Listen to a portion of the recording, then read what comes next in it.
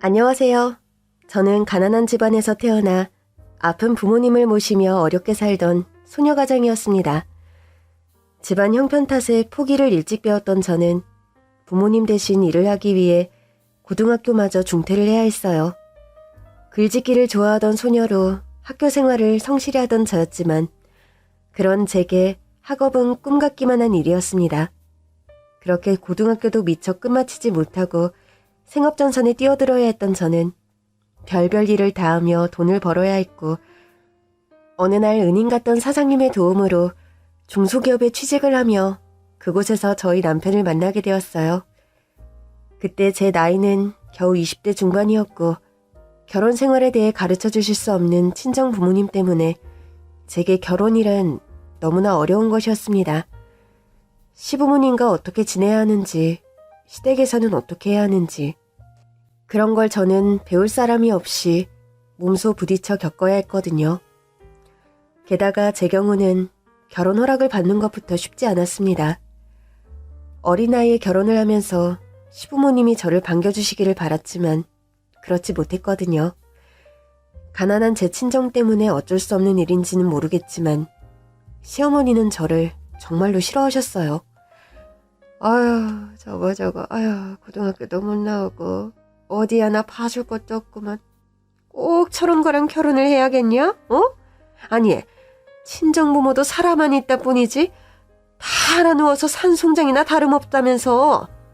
그럼 뭐 제대로 집안간에 인사도 못하고 결혼시키는 건데 내가 이러려고 자식들을 낳아 힘들게 기른 줄 아니? 아니 동욱이 너는 생전 내 속 한 번 썩인 적 없던 놈이 어떻게 엄마 속을 이렇게 썩일 수가 있어? 너 정말 이 결혼해야 성에 차겠냐? 부모 속 이렇게 뒤집어 놓고도 꼭 이 결혼해야겠어? 제 사정을 아신 시부모님은 저를 쉽게 허락하지 않으셨습니다.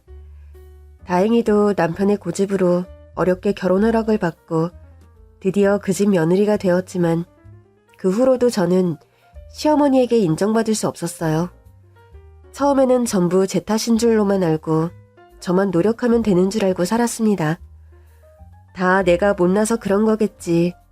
내가 잘하면 괜찮겠지 하면서 어떻게든 시어머니에게 인정받고 사랑받으려 노력했죠. 그래서 부르시면 부르시는 대로 달려가서 시키는 것 군말 없이 다 하고 부르시지 않아도 눈치껏 찾아가서 열심히 며느리 도리하고 했지만 그런 저의 노력도 별 소용은 없었습니다. 그건 몇 년 뒤 저와 동갑 나이의 동서가 시집 오고부터 더 확실해지게 되었죠.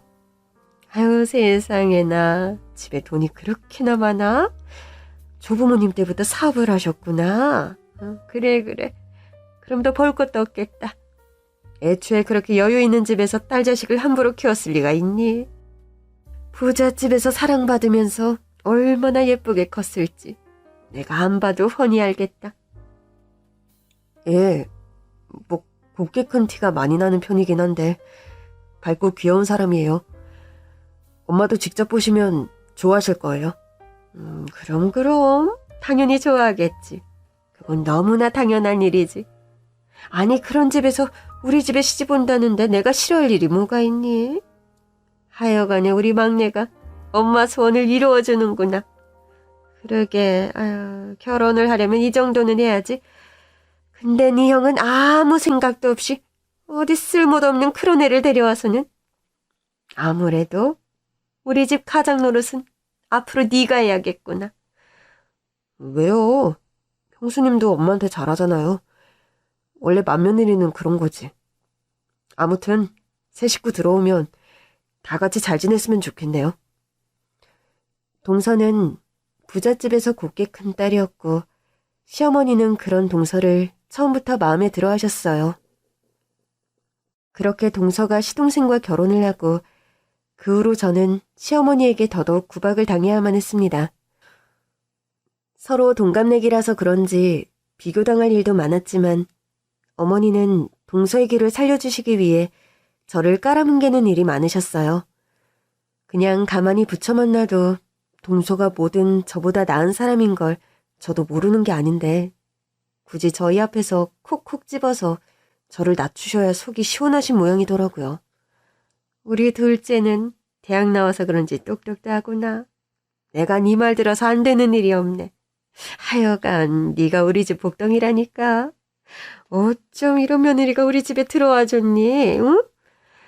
내가 우리 둘째만 생각하면 죽고서도 걱정이 없겠다.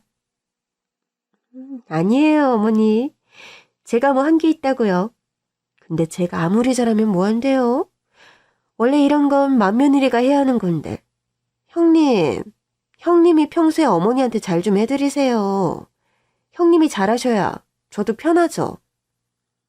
아유, 제 얘기는 꺼내지도 마라. 제가 잘하기를 바라느니 내가 새며느리를 드리지. 쟤 저거 고등학교도 못 나왔는데 일을 하면 무슨 일을 하겠어? 거기다 친정부모한테 제대로 배운 것도 없어서 내가 쟤 가르친다고 얼마나 고생을 했는데. 쟤 처음 우리 집 시집 왔을 때 내가 하나부터 열까지 다 가르친 거 아니냐? 아니, 아무리 모르고 못 배워도 정도가 있지. 어떻게 할 줄 아는 게 그렇게 없을 수가 있어? 어머, 저는 형님 고졸이신 줄 알았는데 형님 중졸이셨어요? 아이, 그럼 제가 고졸은 무슨, 저게 고등학교만이라도 나왔으면 내가 덜 답답했겠지. 저거 아유, 가방끈 짧아서 나중에 지 자식 앞에서 안 부끄러울까 모르겠다. 하긴 아유, 자식을 볼 수나 있어야 하는 말이기는 하지. 그러고 보니 니들 아직도 소식이 없는 거냐? 노력은 하는데 아직 별 소식이 없네요, 어머니. 아니, 니들이 결혼한 지가 몇 년째인데 아직도 임신 소식이 안 들려. 너 애 가질 생각이 있기는 한 거냐? 시집 와서 하는 거 하나 없으면 자식이라도 낳아야 될 텐데. 너는 어떻게 된 애가 내 마음에 드는 일이 하나도 없어, 하나도. 너 애까지 못 보면 그때는 진짜 소박 맞힐 테니까 그렇게 알아라. 알겠어? 그런 와중에 저희 부부에게는 아이 소식도 찾아오지 않았습니다.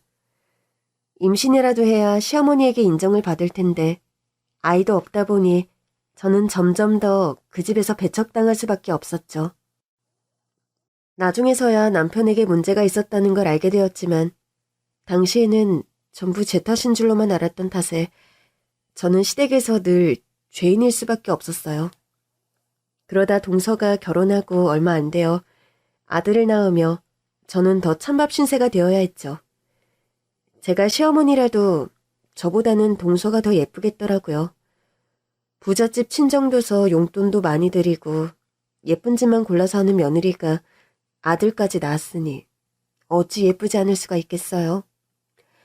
하지만 동서가 그렇게 예쁨을 받을수록 저는 구박대기가 되어야 했습니다. 어머니가 동서를 아끼시는 만큼 저는 어머니께 미움을 받아야 했고 언젠가부터 동서마저 시어머니와 한편이 되어 저를 못살게 굴기 시작하더라고요. 그렇게 참고 구박당하며 살던 저도 사람인지라 점점 버티기가 어려워졌어요. 언젠가부터 가만히 있다가도 속에서 열이 나는 게 이게 화병인가 싶더라고요. 워낙 오랫동안 화를 참았으니 아무리 잘 참는 저라도 병이 나지 않고 멀쩡할 수는 없는 거겠죠. 결국 저는 화병으로 울컥울컥하는 날이 잦아졌고 그러던 어느 날 기어이 사단이 나고 말았습니다. 그날도 평소처럼 시모와 동서가 합동으로 저를 구박하고 있는 상황이었어요.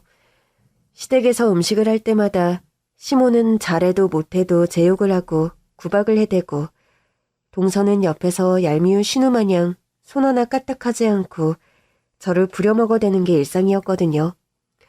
평소라면 그냥 참고 묵묵히 일을 하고 말 텐데 그날은 왠지 계속 화가 나더라고요. 내가 뭘 그렇게 잘못해서 이런 취급을 받고 살아야 하는 건지 자꾸 불만이 생겼던 거죠. 그렇게 속이 부글부글 끓고 있던 와중에 시어머니가 또 저희 아이 이야기를 꺼내시며 제 속을 뒤집으시는 겁니다. 아이고, 애도 못 낳는 것이 집에 쑤셔놓을 건 또 있나 보네. 야, 너는 그게 맛있냐? 어? 잘 들어가냐? 너는 대체 먹고 사는 것 말고 할 줄 아는 게 뭐냐, 응? 형님, 저희 애도 안 먹고 참고 있는 걸 형님이 먼저 드시면 어떡해요. 저는 그냥 간을 본 거예요. 음식을 하려면 간을 봐야지. 그럼 어떻게 해요? 아이고, 그럼 그냥 간을 보면 되지. 누가 그렇게 우악스럽게 쑤셔 넣어? 어? 혼자 요리를 하다 보니 간을 봐야 해서 어쩔 수 없이 조금 씹고 있던 것을 제가 돼지처럼 쑤셔 넣고 있다며 저를 어린 시조카보다 참을성 없는 식충이로 만들어버리더라고요. 가뜩이나 다른 식구들 상 차린다고 하루 종일 못 먹고 서 있던 제가 그 비아냥을 참을 수가 없었고 그 순간 저는 결국 상을 엎어버리고 말았습니다. 그러자 하루 종일 만든 음식들이 부엌 바닥에 떨어져 난리가 났고 그 광경에 시모가 깜짝 놀라며 얼어붙더라고요. 정말 해도 해도 너무하네요. 내가 간 좀 봤다고 사람을 식충이 취급하고 아니 설령 내가 몇 점 주워 먹었더라도 그럴 수 있는 거 아니에요? 누구는 새벽같이 와서 혼자 음식한다고 한 끼도 못 먹었는데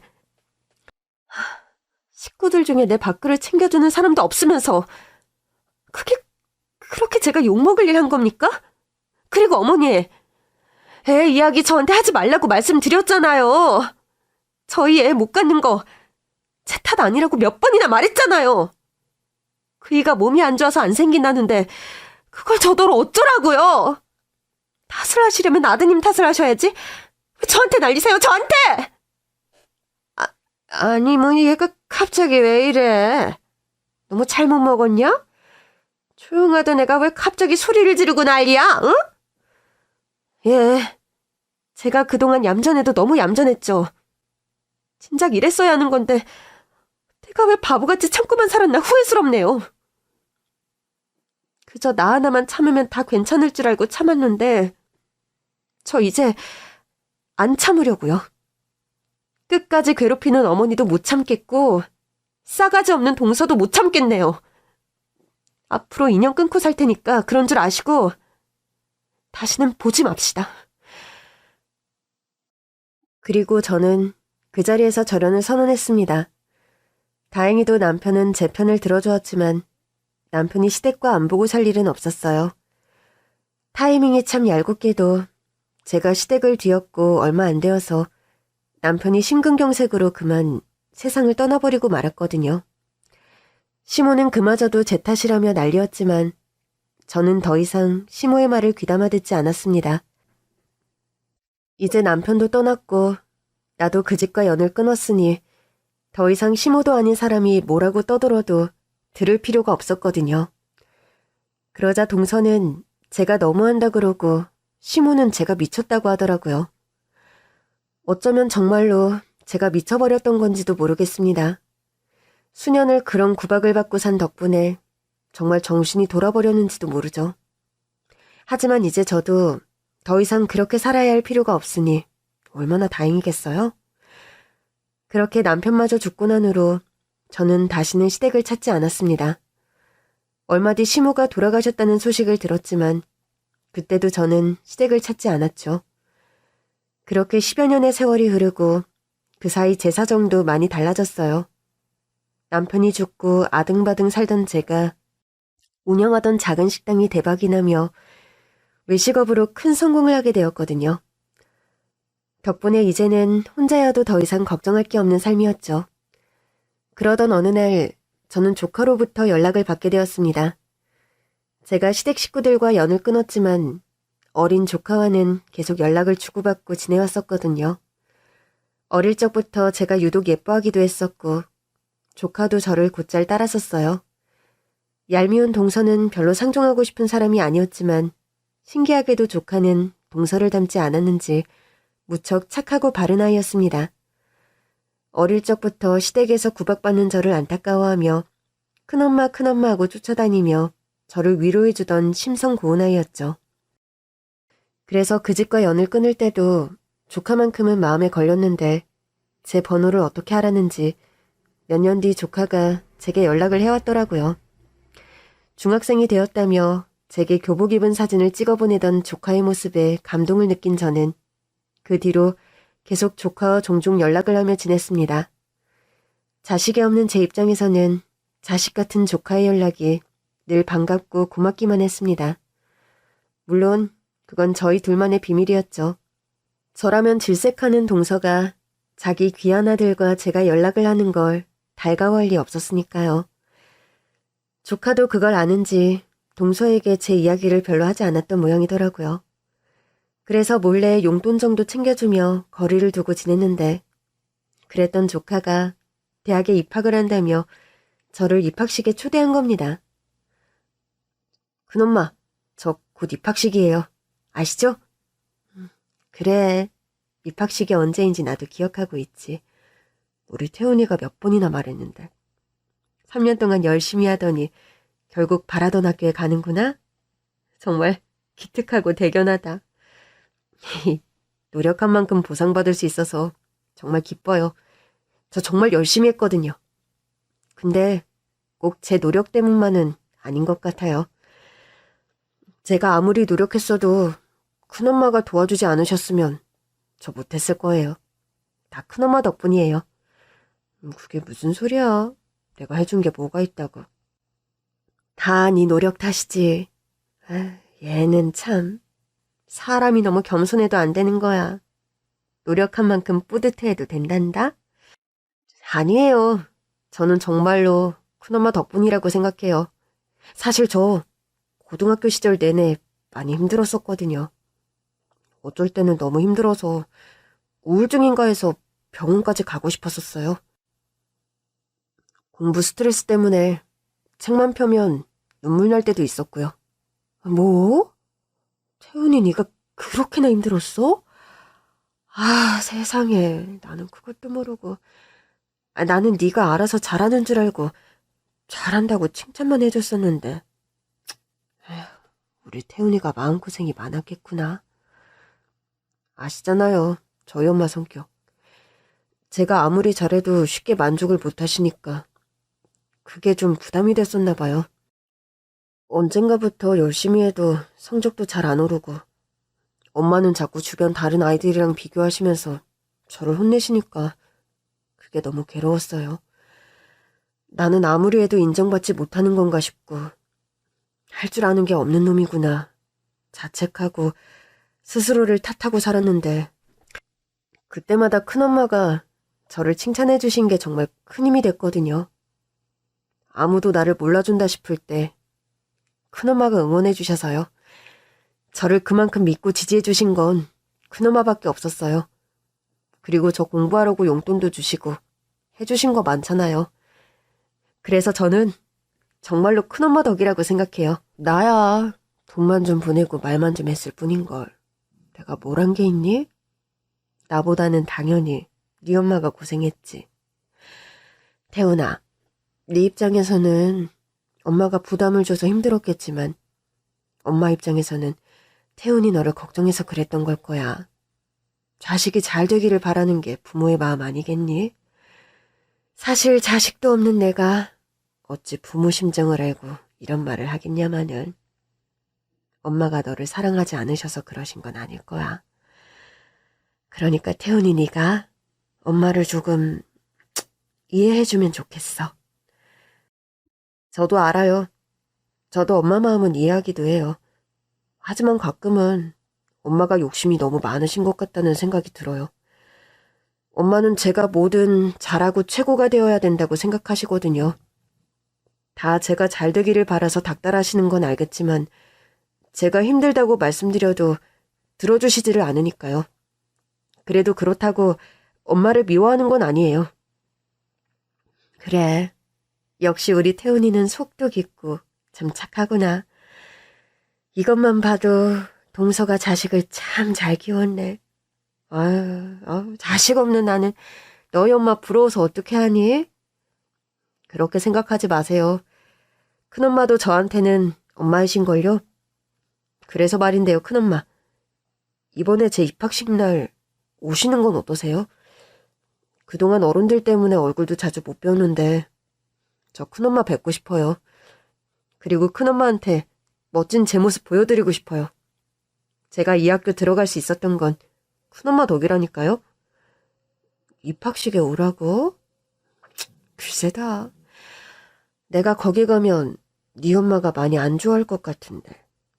태훈이 너는 모르겠지만 어른들 간의 복잡한 사정이라는 게 있잖니. 더구나 나는 네 큰아버지 떠나고 그 집이랑 아주 연을 끊었어서 내가 너랑 연락한다는 것도 쉬쉬하는 마당에 이제 와서 사람들 앞에서 내가 나서는 게 맞는지 잘 모르겠구나. 그렇다고 큰엄마가 잘못하신 건 없으시잖아요. 저는 솔직히 큰엄마가 왜 피해 다니셔야 하는지 이해하지 못하겠어요. 이해관계가 복잡한 어른들의 사정이라고는 하지만 저는 큰엄마가 피해자라고 생각하거든요. 저 어릴 때도 할머니나 저희 엄마가 큰엄마한테 잘한 건 없잖아요.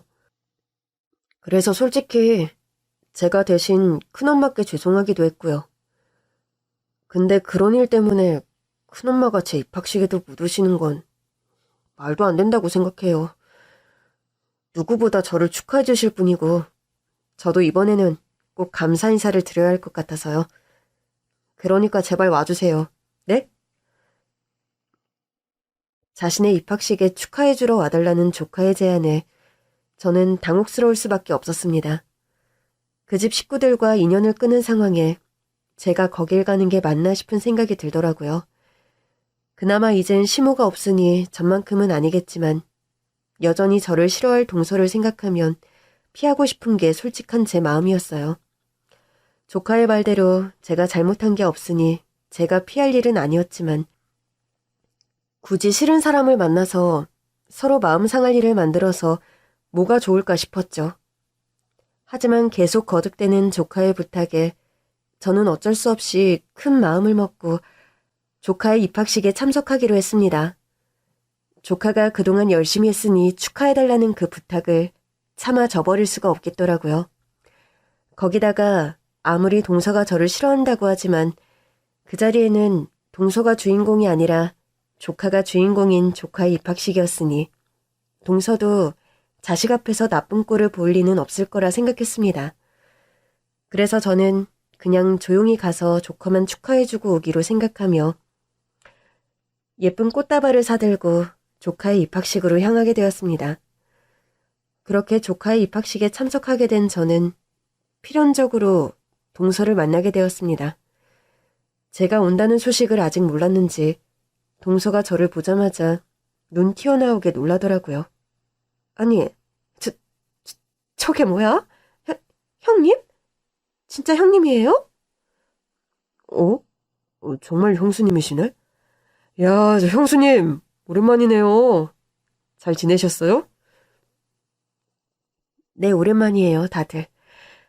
근데 동서는 내가 그렇게 반가운 거야, 뭐야? 그렇게까지 놀랄 줄은 몰랐는데. 아니지, 형님이 여기는 어쩐 일이세요? 형님이 그 나이에 대학에 늦가게 신입생이 됐을 리는 없고, 설마 자식 없는 형님이 학부모로 참석했을 리도 없고. 뭐 때문에 여길 오신 거예요? 태훈이가 아직 말 안 했나 보네. 나 오늘 동서 아들 보러 왔어. 태훈이가 나를 자기 입학식에 초대했거든. 뭐라고요? 우리 태훈이가요? 태훈아, 너 이게 정말이니? 정말 네가 저 여자를 불렀어? 엄마, 저 여자라뇨. 사람 면전에서 무슨 말씀을 그렇게 하세요. 큰엄마도 저희 가족이잖아요. 그래서 제가 불렀어요. 가족은 무슨 가족이야. 아주버님 돌아가시고 코빼기도 미친 적 없는 사람인데.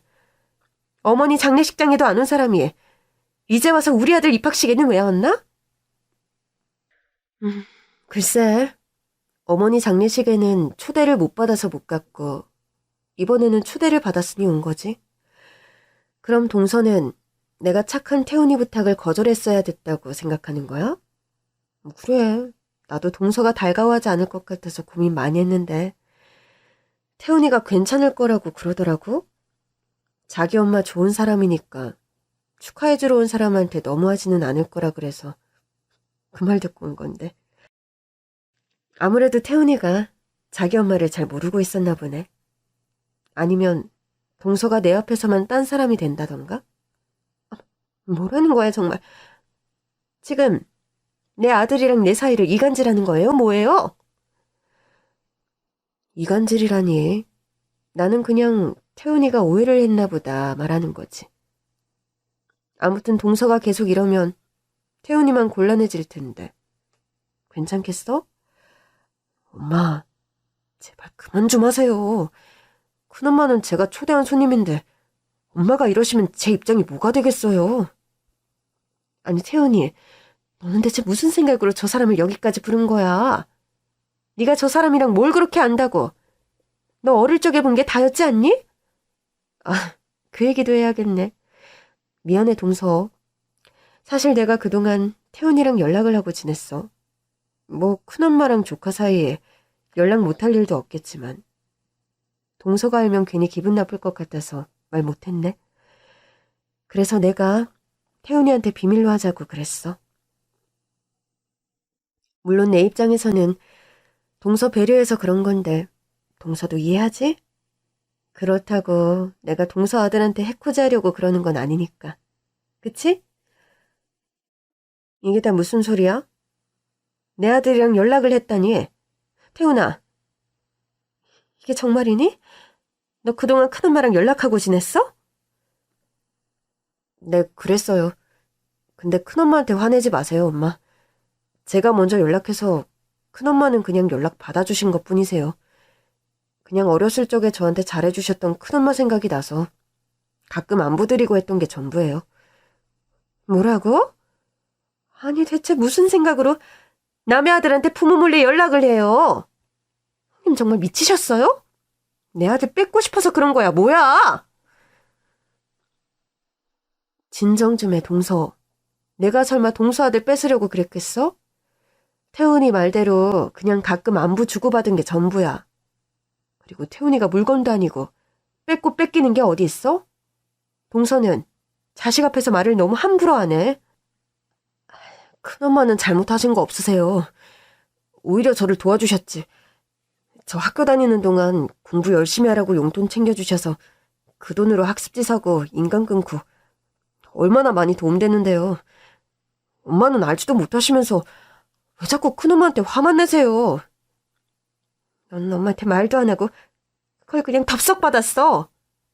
그거 주고 저 여자가 나중에 무슨 소리를 할 줄 알고. 동서, 제발 오바 좀 하지 마. 그냥 용돈 좀 챙겨준 거야. 나한테 별로 무리 되는 일도 아니었고 그 돈 핑계로 태훈이나 동서한테 뭐 바라거나 무슨 소리 할 생각 추호도 없어. 자식 없는 큰엄마가 조카한테 그 정도도 못 해주겠어? 동서는 걱정이 과해도 너무 과하네. 하긴 형님 형편에 용돈이라고 해봐야 뭐 얼마나 되겠어요. 근데 돈이 문제가 아니라 그걸 내 뒤에서 몰래 했다는 게 기분이 더러운 거죠. 어떻게 부모 자식 간에 비밀을 만들 수가 있어요? 형님이 자식이 없어서 부모 마음을 모르는 모양인데 이런 거 좋아할 부모 없거든요? 그래, 비밀로 했던 건 내가 미안해. 내가 잘못했어. 근데 사실대로 말했으면 동서가 좋아했을까? 동서가 이럴 게 뻔해서 그랬던 거니까 서로 이해하고 넘어가자. 이런 자리에서 따져 묻기에는 오늘 자리가 자리잖아. 자식 축하해주러 모인 좋은 자리에서 꼭 그렇게 해야겠어? 참, 아유, 지금 누구 때문에 이 사단이 벌어진 건데. 남 탓을 하시네? 엄마 제발요. 제발 오늘은 저를 봐서라도 넘어가세요. 예? 그래, 알았다. 알았어. 내가 태훈이 너 봐서 참는 거야. 명문대 신입생 우리 아들 면 생각해서. 예상대로 동서는 저를 보자마자 눈이 돌아서 따져 물었고 저와 조카는 동서 앞에서 솔직하게 얘기할 수밖에 없었습니다. 그러자 동서는 그동안 자신을 속인 거라고 난리였지만 그래도 자식 앞이라고 그런지 겨우겨우 참는 것 같아 보이더라고요. 제가 설마 자기 자식에게 해코지할 거라 생각한 동서의 생각이 황당하기는 했지만 동서가 저를 어떻게 생각하는지 저도 모르지 않았기에 이해하기로 했습니다. 그리고 부모로서 동서의 입장도 이해했기에 저는 조용히 있다가 갈 생각이었어요. 그런데 입학식을 진행하러 조카가 떠나자마자 동서가 제 속을 긁어대기 시작하더라고요. 지금 이 상황 정말 어이없는 건 알죠? 아니, 멋 모르는 애가 오라 그런다고 오는 사람이 어디 있어 대체? 형님은 남의 자식 입학식에 꼭 오고 싶어요? 남의 자식이 아니고 태훈이 입학식에 온 거야. 내 조카가 그러기를 바랐고 나는 조카 부탁 들어줬을 뿐이라고. 동서도 아까 태훈이 얘기 들었잖아. 그니까 우리 태훈이가 그런다고 해도 눈치가 있으면 몸을 사려야지. 여기가 어디라고 와요, 어디라고. 왜요? 자식 없어서 이런 데 와볼 일이 없으니까. 남부러서 그러나? 하긴 형님은 자식이 있었어도 이런 데는 못 와보셨겠네. 고등학교도 졸업 못한 부모 밑에서 자식이 대학에 가기나 했겠어요. 특히나 애들 머리는 엄마를 닮는다 그러던데. 우리 태훈이도 나 닮아서 똑똑한 거지. 형님 같은 머리 닮았으면 대학 문턱도 못 밟았을 거예요. 그래. 동서 덕분에 태훈이가 머리가 좋아서 다행이다. 덕분에 나도 이렇게 좋은 학교에 발도 붙여보고. 정말 영광이네. 오늘 동서랑 태훈이 덕분에 내가 호강해. 그럼 그러셔야죠. 그래도 형님이 나이 들더니 분수는 좀 아시는 것 같아서 다행이네요. 옛날에는 자기 분수도 모르고 사시더니 말이에요. 동서가 자꾸 저를 열받게 하려고 긁어댔지만 저는 굳이 맞장구 치지 않고 참았습니다.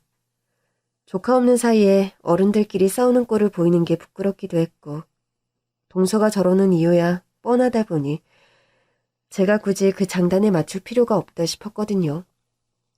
그래서 제가 성의 없이 대꾸를 하자 동서는 그게 더 열받았는지 오히려 더 흥분하며 난리를 피웠어요. 그러다 결국은 조카가 있는 데서까지 말도 안 되는 시비를 걸며 다닥을 보여주더라고요. 오래 기다리셨죠?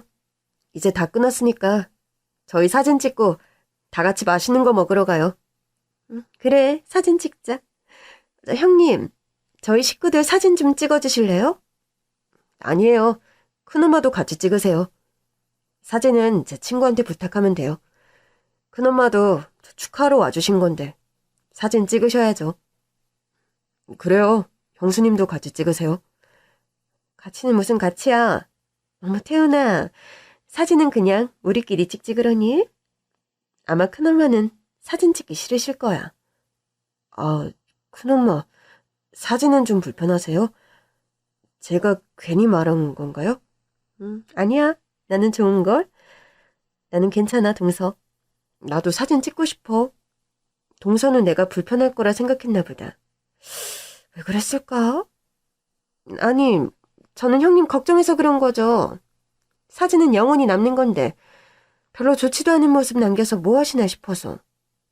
그러게, 사진 찍을 생각까지 하셨으면 옷이라도 좀 신경 써서 차려입고 오시지. 그게 뭐예요? 아니, 형님은 나이가 몇인데. 형님, 쉼 먹고 명품백도 하나 없어요? 거제예요? 아, 전부터 형님 사정이 어려운 건 알았지만 그 나이까지 그러고 사실 줄은 몰랐네요. 엄마, 또 왜 그러세요 정말. 그러고 보니 제가 아까는 바빠서 형님 사정을 못 물었는데 형님 요즘 뭐 하세요? 아주버님 그렇게 되시고 연락을 안 하고 지냈으니 형님 사정이 어떤지 저희가 알 길이 있나요? 근데 형님 하고 계신 거 보니까 형님이 여의치 않으신 것 같은데. 형님, 아직도 많이 어려우세요? 그러신 분이 저희 아들까지 신경 써주시고 참 대단하시네요. 걱정해줘서 고마워, 동서. 그래도 동서가 걱정해야 할 정도는 아니야.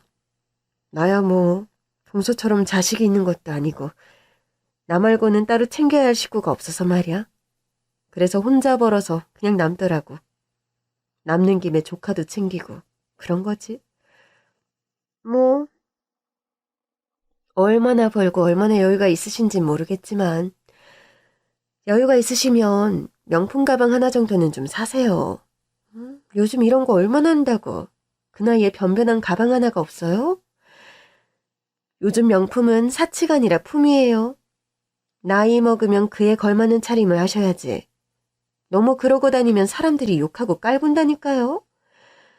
아무튼 형님은 차림이 그러시니까 사진에서 빠지세요.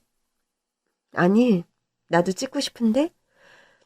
동서는 명품 없으면 사람이 초라해지는지 모르겠지만 나는 그런 거 개의치 않는 사람이라서 말이야. 그 사람이 들고 있는 가방으로 상대의 가치를 판단하는 그런 건 너무 졸렬하지 않나 싶네. 동서, 돈이 많다고 돈 쓸 곳이 명품만 있는 건 아니야. 사람이 넓고 높게 봐야지. 나이가 든다는 건 그런 거야, 동서. 동서는 기어이 제 차림새를 지적하며 저를 깎아내리려 했지만 이번에는 저도 그냥 참아주지 않았습니다.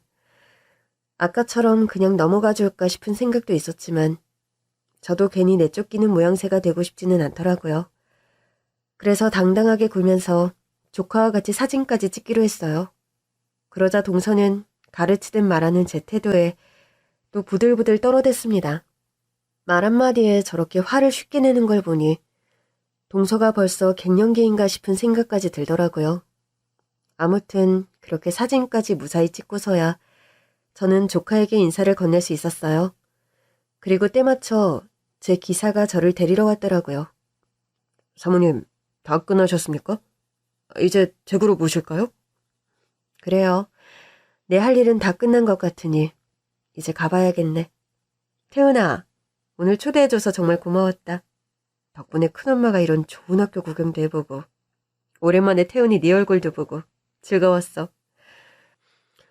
그런데 그때 동서가 제 기사와 제 차를 보더니 눈이 튀어나올 만큼 놀라서 저를 쫓아오더라고요.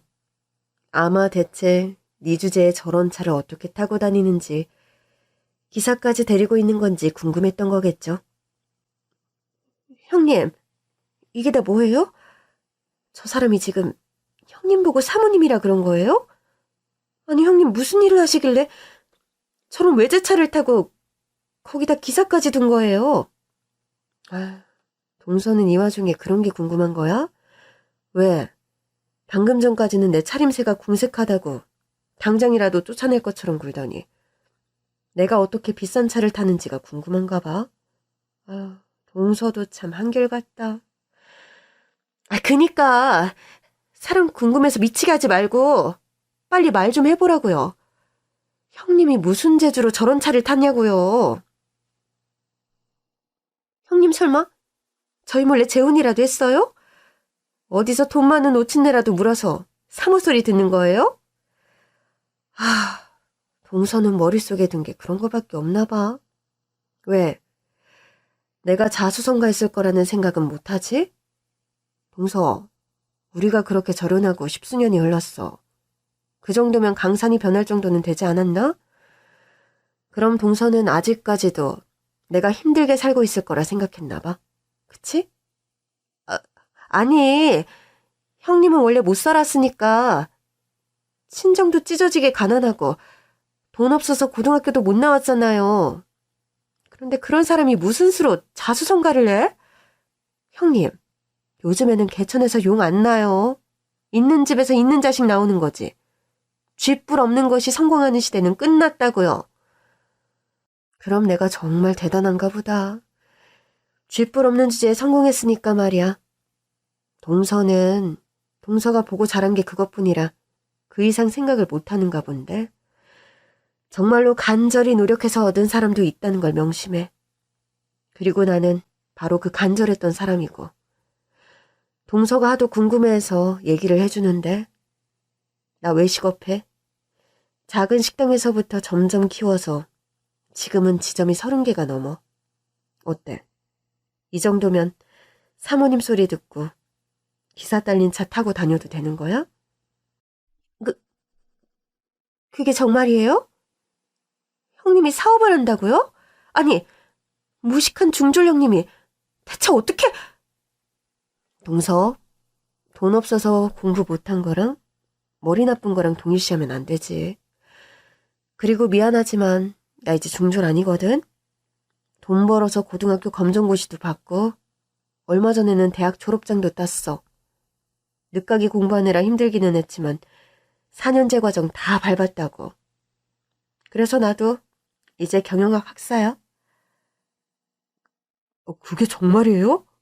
야, 형수님 성공하셨네.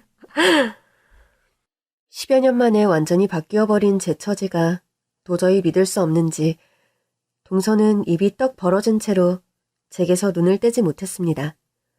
하긴 그런 동서의 반응이 이해되지 않는 건 아니었어요. 중졸의 가난한 집안 출신이라 늘 구박받고 조용히 지내던 제가 이렇게 당당하고 목소리가 클 줄은 몰랐겠죠. 게다가 외식업으로 자수성가를 해서 늦었지만 대학 졸업장까지 땄다고 하니 동서는 더 믿을 수 없나 보더라고요.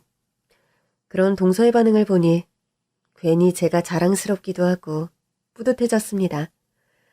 늘 저를 무시하던 동서의 콧대를 이제야 눌러주게 됐구나 싶었거든요. 내 변화가 그렇게 놀라워? 못 믿겠으면 어디 같이 가서 확인해 보든가. 안 그래도 가족들 다 외식할 텐데. 다른 가게 가지 말고 우리 가게로 가. 내가 동서 제대로 대접해 줄 테니까. 우리 식당이 그래도 꽤 고급이라 까다로운 동서 입맛에도 잘 맞을 거야. 그래요, 엄마. 나도 큰엄마 식당에 가보고 싶었는데 이참에 다 같이 가요. 그렇게 저는 동서와 시동생 그리고 조카를 데리고 제 식당으로 가게 되었습니다. 그런데 동서는 제 기사가 모는 차를 타고 가는 와중에도 제가 거짓말을 하는 건지 아닌지 긴가민가한 눈치였어요. 아무래도 동서는 제가 자기 길을 죽이려고 어디서 쇼라도 준비한 거라고 생각하는 것 같더라고요. 하지만 제가 식당 안으로 들어가며 온 직원들의 환대를 받는 모습을 보며 그제야 제 위치를 인정하는 듯 조금은 주눅이 들어 보였습니다. 일부러 동서 기죽이려고 그런 건 아닌데 동서가 워낙 체면과 권세를 중요하게 생각하는 사람이라 그랬겠죠? 다들 먹고 싶은 만큼 먹어요. 내가 특별히 신경 써달라고 했으니까 필요한 거 있으면 뭐든 말하고. 이야, 이거 배 터지게 먹어도 다 못 먹겠는데요? 형수님, 소식 없으신 동안 어떻게 지내시나 걱정했는데 괜한 걱정을 했네요. 아니 형수님, 이렇게 잘 되셨으면 연락 한 번 정도는 해주시지. 서운하네요. 그럼 앞으로라도 연락하고 지낼까요? 저는 식구들이 별로 안 내켜할 것 같아서 그랬죠. 그래서 태훈이만 몰래 챙겼던 건데 바라시면 앞으로 연락하고 지내죠 뭐. 저도 저희 남편 식구들 나 몰라라 할 건 아니고요. 역시 형수님이 마음 씀씀이가 넓으시네요. 하긴 그러신 분이니 이렇게 사업도 성공하셨겠죠. 저는 형수님이 살림하시던 모습만 봐서 그런지 이런 면이 있으신 줄은 몰랐어요. 정말 대단하십니다. 대단하긴 뭐가? 그래봐야 식당 몇 개 하는 게 전부지. 음식 장사가 뭐 어려워? 당신도 형수님 좀 보고 배워라. 여자 혼자 이렇게 사업 키우는 게 어디 쉬워? 아니다. 이참에 당신 형수님 밑에서 일이나 하던가. 안 그래도 당신도 돈 벌어보고 싶다고 그랬었잖아.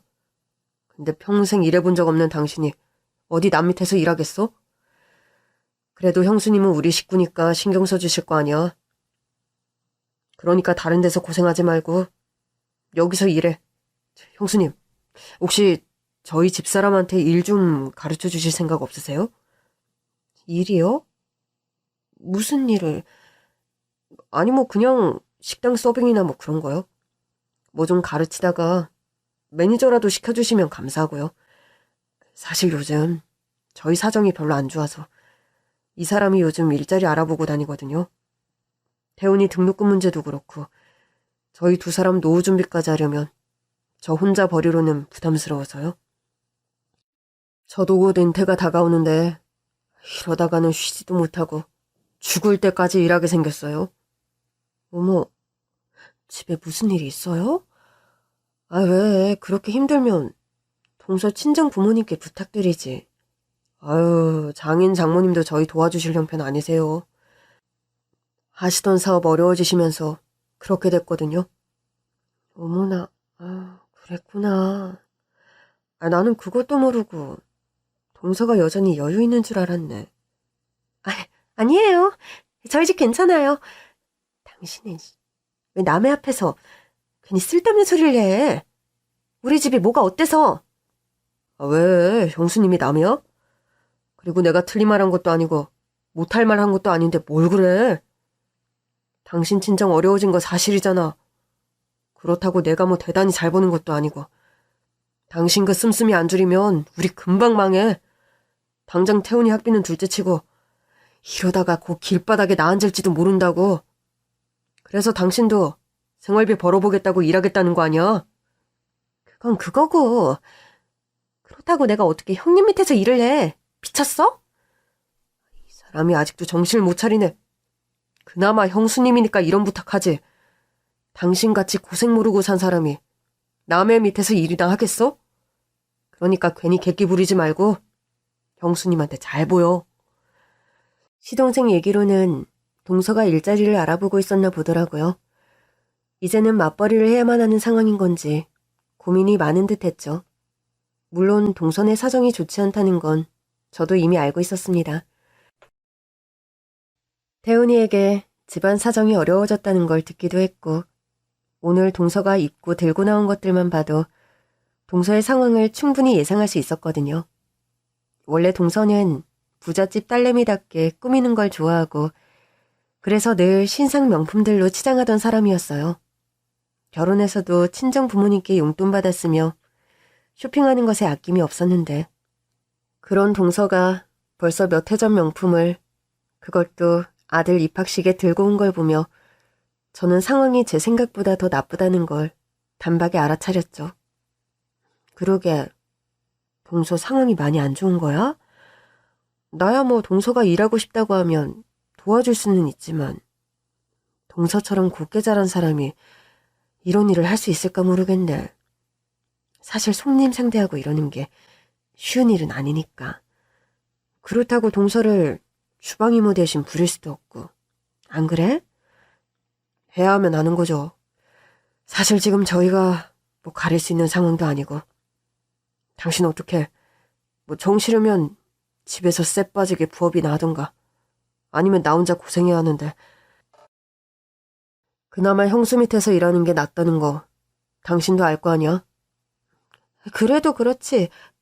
어떻게 내가 형님 밑에서... 그러게. 당신이 가장 노릇 잘했으면 내가 돈 벌어야 할 일도 없었잖아. 괜히 무능한 남편 만나가지고 진짜 내가 이게 무슨 꼴이야. 나 참...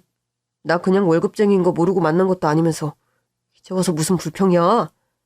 아니면 당신도 남들처럼 허리띠 졸라매고 악착같이 살든가. 당신만 여태 안 그러고 산 거지. 원래 다른 집 여자들은 다 그러고 살거든. 그렇게 살아서 애들 학교 보내고 노후 준비하고 그러는 거지. 다들 당신같이 부모 잘 만난 줄 알아? 하지만 사정이 그렇게 어려움에도 동서는 제 밑에서 일하기는 곤란한 듯 보였어요. 아무래도 동서 자존심에 자기가 무시하던 형님 밑에서 일하는 게 싫었던 거겠죠. 그런 동서의 모습을 보니 괜히 웃음이 났습니다. 그 콧대 높던 동서도 이럴 때가 있구나 싶어서 늘 믿기만 하던 동서가 조금은 귀여워 보이더라고요. 솔직히 동서가 여전히 싹퉁바가지가 없기는 해도 저도 옛일은 다 묻어두었고 괜히 동서와 나쁘게 지낼 생각은 없었어요. 이제 서로 늙어가는 마당에 견제해서 얻을 것도 없고 태훈이를 봐서라도 어른들이 잘 지내면 좋잖아요. 그래서 저는 동서에게 기회를 주기로 했습니다. 가진 사람이 베푸는 게 어렵지도 않고 팍팍한 세상 서로 돕고 살면 좋잖아요. 그래서 저는 동서에게 앞으로 나와서 일을 하라고 불렀어요. 물론 처음부터 카운터 같은 중요한 일을 맡긴 건 아니고 설거지나 서빙 같은 잡일부터 해서 손님 응대까지 다른 직원들 가르치는 것처럼 차근차근 시작하기로 했어요. 콧대 높은 동서가 이런 일을 잘할 수 있을지 보고 그 뒤에 제대로 기회를 주려고 말이죠. 동서가 똑똑한 사람이면 이 기회를 놓치지 않을 것이고 그렇지 않다면 우리는 다시 볼 일이 없는 거겠죠. 그런데 다행히도 동서는 그리 멍청한 사람이 아니었습니다. 제가 베푼 기회를 제대로 붙잡을 생각인 건지 제 생각보다 일을 잘해주더라고요. 물론 뒤에서 툴툴거리는 건 가끔 있긴 했는데 그 정도면 동서 성격에 많이 참았다 싶었네요.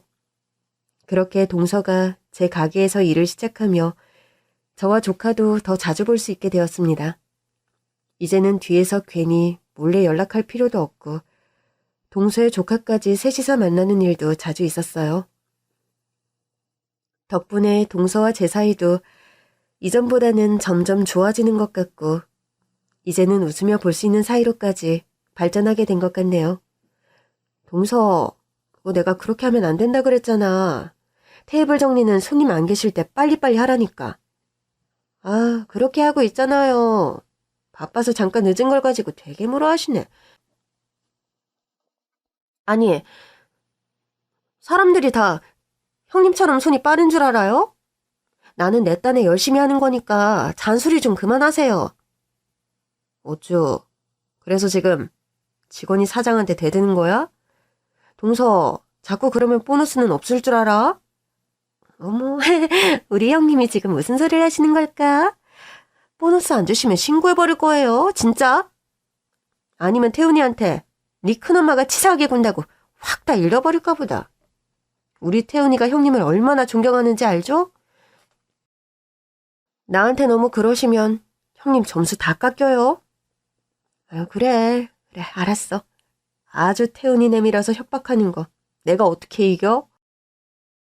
아무튼 내가 있으나 없으나 내 가게인 것처럼 열심히 하라는 말이야. 내 말 알아듣지? 보너스는 동서 하는 거 봐서 줄 거니까 그렇게 알고. 사람 인연이라는 게 참 묘하다 싶습니다. 십수년 전에는 서로 말도 섞기 싫을 정도로 싫어하던 사람들이 시간이 흐르면 이런 농담도 하고 지낼 수 있게 되는 건지 어쩌면 세상 만사는 모두 마음먹기 달린 게 아닌가 싶은 생각도 드네요. 미웠던 사람도 좋아질 수 있고 좋았던 사람도 한순간에 미워질 수 있을 테니 말입니다. 그래서 저는 조금은 용서하고 이해하며 살아가는 게 어떨까 싶어요. 서로 기대어 사는 게 인간이라고 하니 생긴 대로 사는 게 맞지 않나 싶은 생각이 듭니다. 그럼 제 이야기는 여기서 마치도록 하고 여러분들도 좋은 하루 보내시기를 바랍니다. 안녕히 계세요.